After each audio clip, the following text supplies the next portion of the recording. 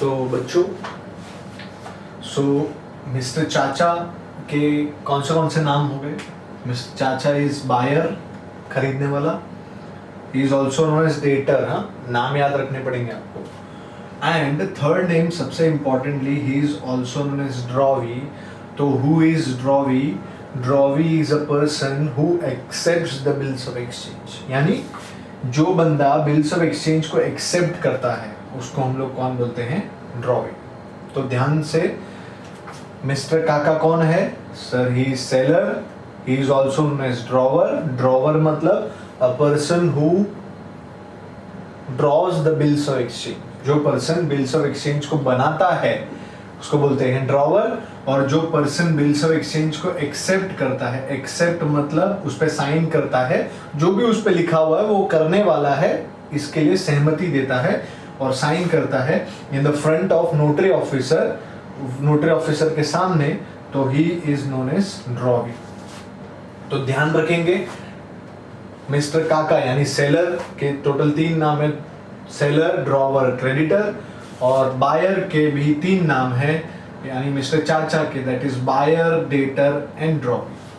सो बहुत इंपॉर्टेंट होगा आपके लिए जानना कि हम इस चैप्टर में जो जर्नल एंट्रीज मैंने आपको बताया है कि हम इस चैप्टर में बेसिकली जर्नल एंट्रीज करने वाले हैं बच्चे लोग. तो जर्नल एंट्रीज किसके बुक्स में करने वाले हैं? In the books of drawer and in the books of drawee. So इस चैप्टर में हम सेलर और बायर नहीं वर्ड यूज करेंगे, हम वर्ड यूज करने वाले हैं ड्रॉवर एंड ड्रॉवी.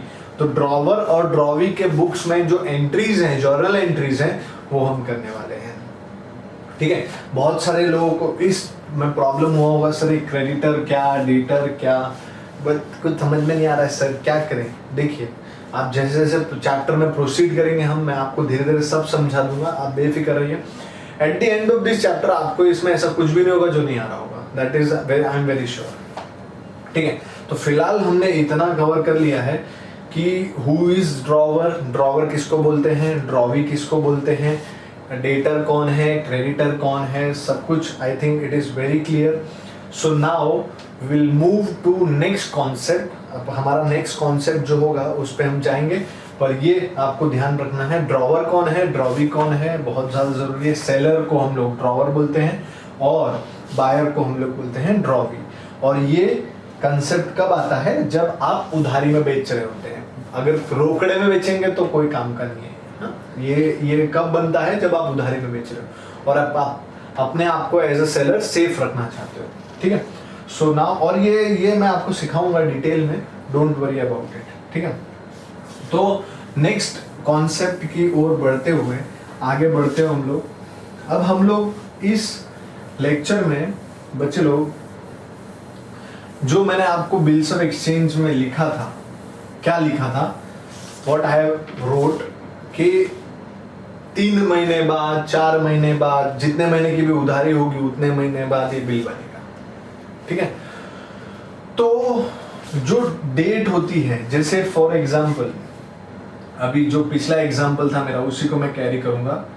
मिस्टर चाचा ने, ठीक है, परचेज किया गुड्स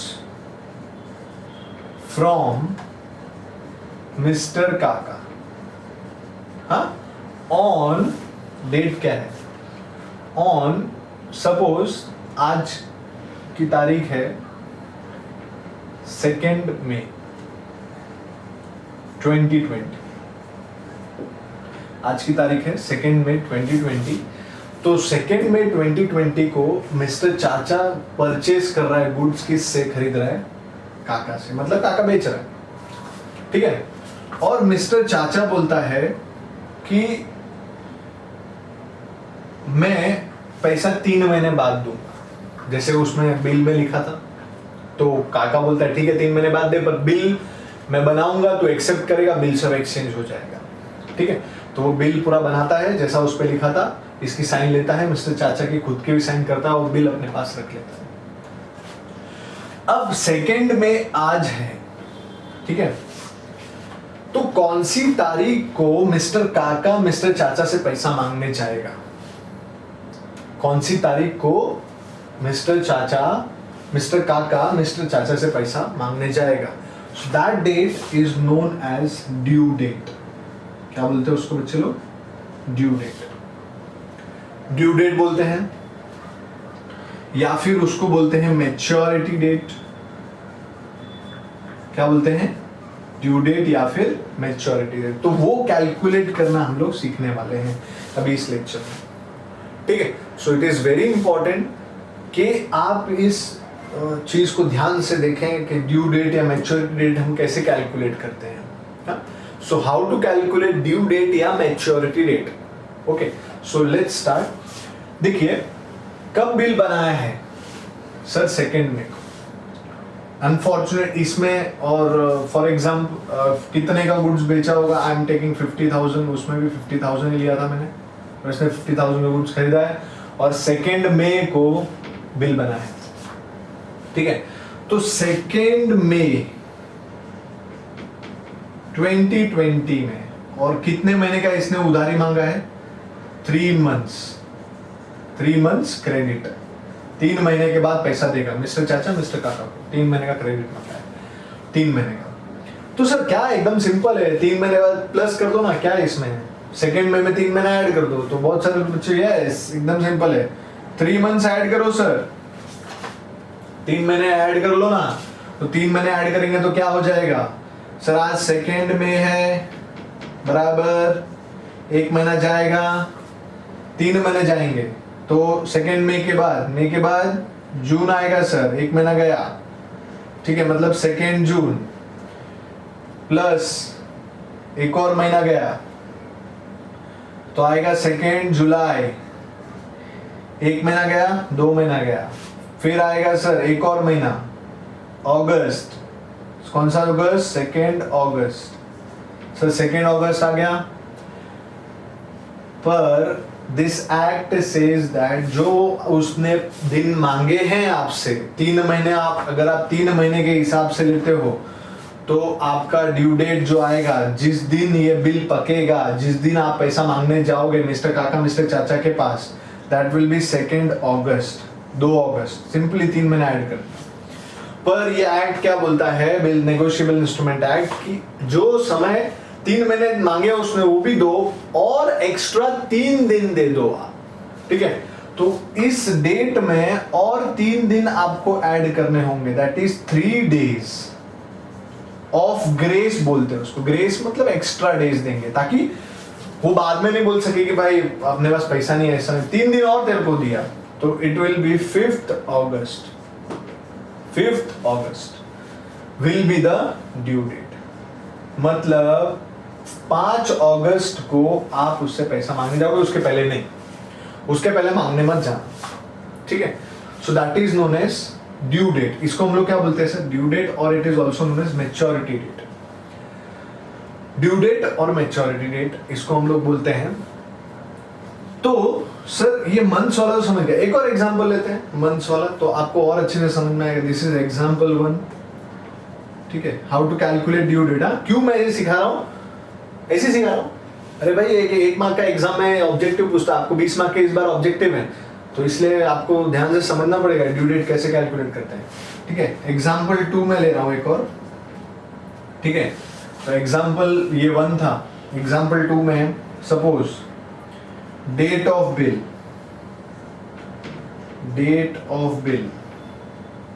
इज, कोई भी डेट ले लेते हैं. Suppose 1st Feb 2020. Date of bill मतलब इस दिन बिल बना है. फॉर अगेन 2 मंथ्स के लिए बना है. सामने वाले ने उधारी कितने महीने के लिए मांगी? 2 महीने के लिए. तो 2 मंथ्स के लिए बिल बना है. ठीक है. तो चलो कैलकुलेट करते हैं ड्यू डेट. बोलिए कौन सा तारीख? आज 1st Feb है. तो 1st Feb में 2020 ईयर इग्नोर करते बिकॉज 2 महीने में दूसरा साल नहीं आ जाएगा. 1st Feb में प्लस 2 मंथ्स करेंगे तो क्या आ जाएगा? 1st Feb में देखो 2 महीना ऐड कीजिए आप. 1st मार्च आएगा. फिर उसके बाद 1st अप्रैल आएगा. 1st अप्रैल आप लिख देंगे यहाँ पे प्लस और क्या बोला मैंने? 3 डेज ऑफ ग्रेस. यानी 3 दिन एक्स्ट्रा और ऐड करो तो आपकी ड्यू डेट बनती है 4 अप्रैल 2020। 4 अप्रैल 2020। समझता है क्या बच्चे? एकदम सिंपल चीज, सो कुछ ज्यादा मगजमारी नहीं है इसमें। नया चीज ये सीखा कि मंथ ऐड करने के बाद 3 दिन और ऐड करने का, क्योंकि नेगोशिएबल इंस्ट्रूमेंट एक्ट बोलता है बिल्स ऑफ एक्सचेंज जो भी आप समय निर्धारित करते हो 2 पार्टियों के बीच में, उसमें 3 दिन और आपको एक्स्ट्रा देना है ताकि वो बहाना ना बना सके। 3 दिन एक्स्ट्रा आपको ग्रेस के देना है, extra days, it is known as days of grace. तो ऑब्जेक्टिव में ऐसा भी पूछ सकता है, the days extra given are known as dash days, तो ग्रेस डेज। ठीक है, तो ध्यान रखना जरा, 3 डेज आपको एक्स्ट्रा देना है ड्यू डेट कैलकुलेट करने के लिए। ठीक है, तो और फिर आगे बढ़ते हैं और एग्जांपल्स लेते हैं हम लोग, तो आपको और ज्यादा बेटर अंडरस्टैंडिंग आएगा। ठीक है, सो एक और एग्जांपल लेते हैं हम लोग। तो क्या एग्जांपल है सर? एक और कोई ड्यू डेट ले लेते हैं, एग्जांपल 3 हम लोग ले रहे हैं। ठीक है, date of bill, suppose I say it is 1 December 2019, 1 December 2019। ठीक है, for 3 months, अगेन 3 महीने के लिए। ठीक है, तो 3 महीने के लिए ड्यू डेट कैसे कैलकुलेट करेंगे सर? 1 दिसंबर से ले लेंगे हम लोग। 1 दिसंबर में क्या ऐड करेंगे? प्लस 3 months, तो क्या डेट आ जाएगी? 1 जैन 1 महीना हो गया, 1 फेब 2 महीना हो गया, बराबर है। तीसरा महीना 1 मार्च, तो यहां पे लिखेंगे 1 मार्च और क्या एक्स्ट्रा देना है? प्लस 3 डेज, तो ड्यू डेट क्या बनेगी? 4 मार्च, पर 4 मार्च 2020, क्योंकि 19 था तो 19 के बाद नेक्स्ट ईयर कौन सा आएगा? 2020। ठीक है, तो ये आपके एग्जांपल्स ध्यान रखना। अब एक और चीज मैं आपको बताना चाहूंगा कि एग्जांपल एक और ले रहा हूं मैं 4। Suppose I am taking date of bill, जिस दिन बिल बना था वो था सेम 1 दिसंबर, ऊपर वाला ही 2019, पर ये बना फॉर 90 डेज। देखिए जरा, ध्यान दीजिए क्या फर्क है दोनों में। ऊपर लिखा था 3 months, और यहां पे लिखा है 90 डेज। तो 3 months and 90 days are one and the same. क्या बोलते हैं? बराबर बोले sir, 3 months and 90 days one and the same, but when you calculate it will not be same. So here 3 months and 90 days, it is given in days, तो आपको अलग तरीके से कैलकुलेट करना पड़ेगा। If it is given in months तो direct months add करते हैं जैसे हमने अब तक किया। ठीक है, सो अभी 90 डेज मतलब आपको कैलकुलेट करना पड़ेगा अच्छी तरीके से। देखिए कैसे कैलकुलेट करते हैं, जब डेज का सम आएगा तो। हाँ, तो कौन सी तारीख थी sir? Date of bill is 1 December, तो आपको क्या करना पड़ेगा? दिसंबर में कितने दिन होते हैं वो पहले गिनो। टोटल अपने पास कितने दिन है? टोटल अपने को कितने दिन आगे जाना? 90, और 3 बाद में ऐड करेंगे, तो 90 यहाँ साइड में लिखने का पहले तो। ठीक है, अब दिसंबर के कितने दिन यूज होने वाले हैं? जिस दिन बिल बना है उसको इग्नोर करने का। हाँ, तो ध्यान दो, तो दिसंबर में टोटल होते हैं कितने दिन? टोटल कितने दिन होते हैं? 31। ठीक है, 31 में से 1 तारीख को तो बिल बना है, तो 1 तारीख को छोड़ दो, -1 मतलब 30, तो 30 पहले से माइनस हो जाएंगे, और 30 माइनस होते ही बचेंगे 60, मतलब दिसंबर पूरा हो गया। बराबर, मतलब दिसंबर के 30 डेज, बराबर है, दिसंबर के 30 डेज मतलब 30 दिन खत्म हो गए। अभी भी 60 दिन हमारे पास है प्लस करने के लिए। प्लस हम नेक्स्ट मंथ में गए जनवरी, तो जनवरी तो पूरा का पूरा है, तो जनवरी के सर 31 डेज, तो 31 डेज और चले गए, तो 31 हम इसमें से माइनस करेंगे क्योंकि हमको 90 दिन पूरे करने हैं। ठीक है, तो 60 माइनस 31, 60 माइनस 31 कितना होता है सर? 60 माइनस 31 9। नहीं आता तो आराम से करना, कैलकुलेटर यूज मत करना घर पे, आपको 12th में कैलकुलेटर अलाउड नहीं है। ठीक है, 10 हुआ, इधर 1 हुआ तो 9 और इधर 5 हो जाएगा, 5 में से दिन दो, 29 डेज अभी भी बाकी है, ठीक है। फिर आ जाएगा हमारा फेब। अब ध्यान देना, हम अगले साल में जा रहे हैं तो फेब 2020 में पहुंचेंगे। This is Feb 2020। तो Feb 2020 is a leap year. कैसे पता चलता है लीप ईयर है? और लीप ईयर में 29 दिन होते हैं, याद है कि नहीं आपको? सो फेब 2020 ये एक लीप ईयर है। लीप ईयर मतलब फेब में 29 दिन होते हैं, 29 डेज। कैसे पता चलता है लीप ईयर है कि नहीं है? तो लीप ईयर से पता कैसे चलता है सर? ये लास्ट के 2 digit should be divisible by 4, divide होने चाहिए 4 से। तो 4 से जब डिवाइड हो जाएंगे तो वो लीप ईयर होगा, खाली लास्ट के 2 डिजिट 4 से डिवाइड होंगे। जैसे कि आई विल से 2000 वाज अ लीप ईयर, ठीक है। 2004 क्योंकि 4 डिवाइड बाय 4 हो रहा है, लास्ट 2 डिजिट बोला है। 2008 वापस 8 डिवाइड बाय 4 हो रहा है। एंड 2012 सर 12 डिवाइड बाय 4 हो रहा है। 2016 यस सर लीप ईयर है, ठीक है। So this is examples of leap year. तो जब भी लीप ईयर आएगा तो आप बोलेंगे फेब में कितने दिन? 29 डेज। और हमको कितने दिन और खत्म करने हैं? 29। तो फेब का 29 डेज भी हो जाएगा। तो मतलब अपने पास डेट आ रहा है 29 फेब, बट इसमें अभी भी 3 दिन ऐड करना बाकी है। तो प्लस क्या करेंगे? 3 days plus 3 days is equals to, Feb खत्म हो गया, 29 दिन ही होते हैं, तो डायरेक्ट कौन सा दिन आएगा सर? 1 मार्च, 2 मार्च और 3 मार्च। तो 3 मार्च 2020 is your due date.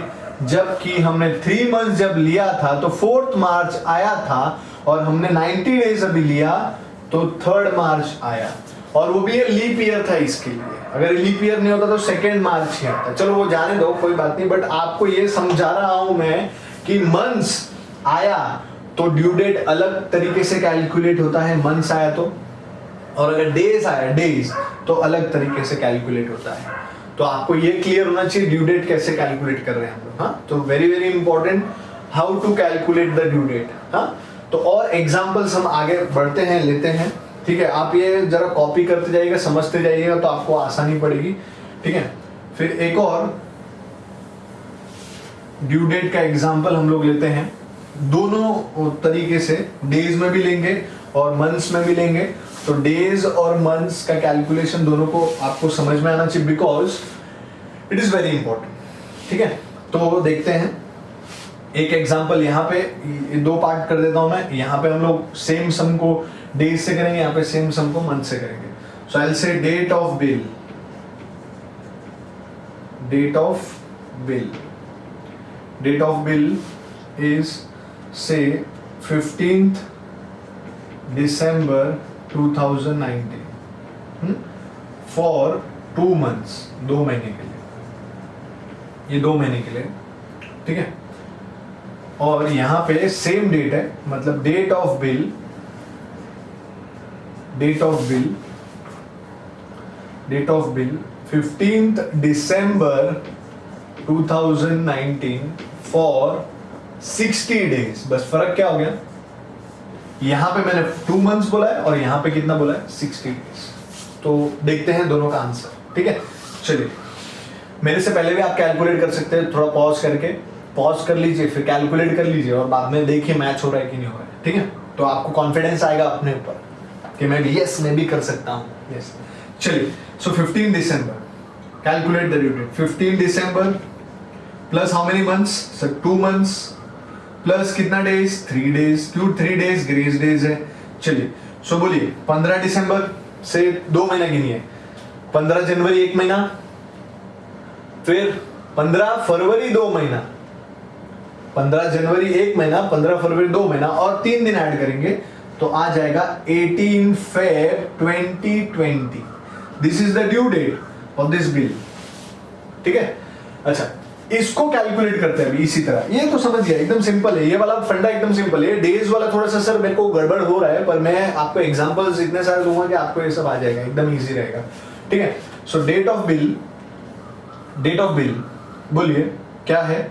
15th December date of bill is 15th December, plus कितना करना है 60 डेज प्लस करना है, प्लस 3 डेज तो होना ही होना है, इज इक्वल्स। तो ये कैसे करने का, फिर से सर वापस आएंगे हम साइड में, ठीक है, यहाँ साइड में आ जाते हैं।